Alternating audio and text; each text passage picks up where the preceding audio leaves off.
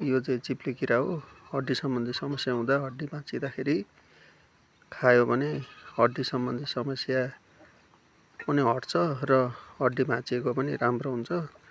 हजुरहरूले यो क्याल्सियमको भण्डार हो, चिप्ले किरा खानुहोस्, हड्डी सम्बन्धी समस्याबाट मुक्त हुनुहोस्।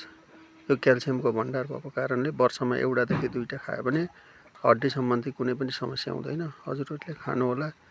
र यो प्रयोग गर्ने तरिका चाहिँ सानो छ भने त्यत्तिकै पखालेर निल्दा पनि हुन्छ मुखमा राखेर, र खान सकिँदैन ठुलो छ भने तातो पानीमा घोलेर तातो पानीमा एकछिन फिटिसकेपछि यो चिप्ले किरा निकालेर त्यसको चिल्लो पदार्थ अथवा त्यसको तर चाहिँ खायो भने पनि क्याल्सियम भरपूर्ण मात्रामा पाइन्छ र हड्डी सम्बन्धी समस्या हटाउन सजिलो हुन्छ। हजुरहरूले यो चिप्ले किरा खानुहोला र हड्डी सम्बन्धी समस्याबाट मुक्त हुनुहोला।